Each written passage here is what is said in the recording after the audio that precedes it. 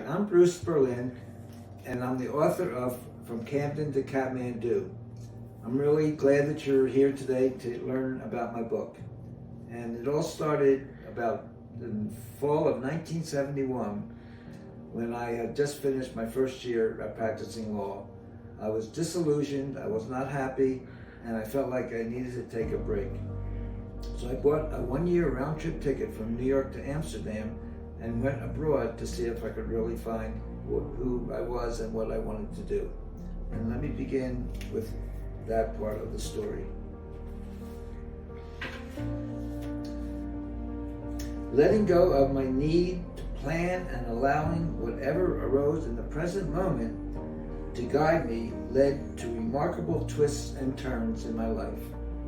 One day I was practicing law in Trenton, and then suddenly, like being transported through time and space by some supernatural machine, I was camping on a new beach with 5 hippies I barely knew on the Greek island of Crete. So we had bought this VW bus, it was getting repaired, and we came back to Athens and we started on our trip to Turkey, Iran, and then so forth on the way to India and Nepal.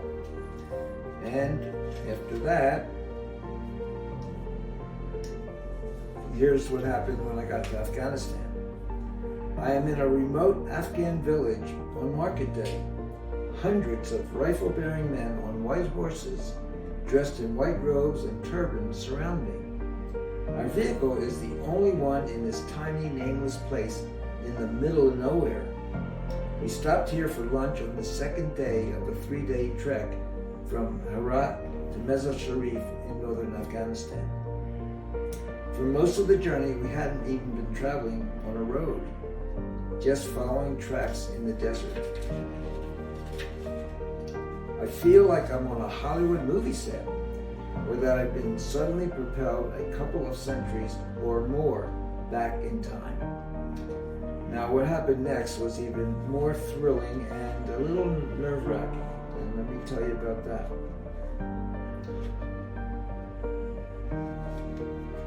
So the truck that we were in at that point broke down, and soon a Jeep came to pick us up, and I sat in the front seat next to the driver. It was getting dark and more difficult to see the surrounding landscape when the driver leaned over and opened the glove compartment. And then I was shocked when he pulled out a pistol and handed it to me. Well, I had learned to shoot a rifle in the Army Reserves during basic training at Fort Dix. I had never held a revolver in my hands before. Suddenly, our lives were in danger.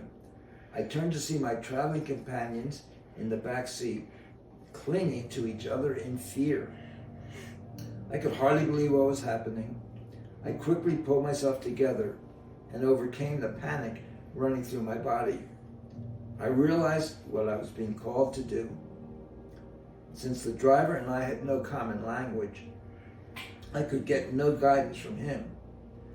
But I had heard about bandits assailing people traveling across Afghanistan, some of whom were even killed.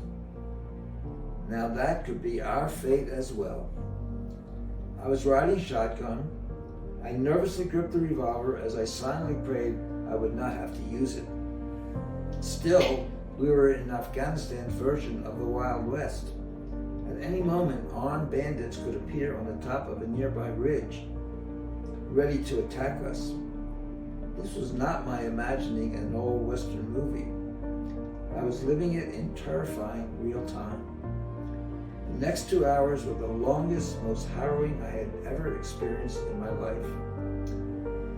Well, I'm here today, so obviously we did not get killed, but I'm not going to tell you what actually happened.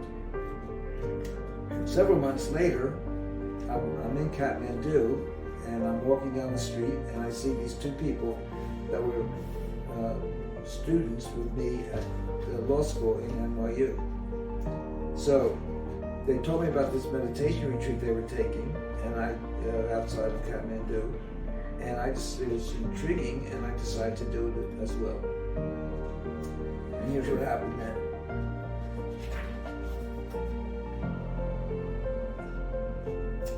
After 10 months on the road, my travels were now taking me on a completely different kind of journey. Instead of exploring more of the wonders of the world, I was about to spend a month examining my inner being. I sensed it would be as challenging a time as I had ever experienced. I was filled with nervous anticipation my first day at Copan.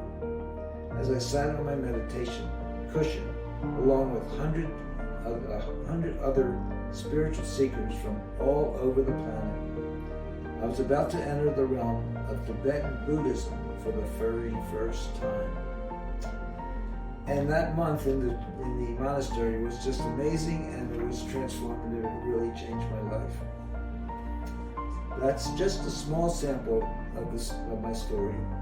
To learn more, you can pick up a copy at Collected Works, the Travel Bug, or the Ark in Santa Fe, or at Page 1 in Albuquerque. You can also go to my website, bruceberlinauthor.com, or online at Amazon. I hope you'll join me on my unforgettable odyssey. You never know where it may take you.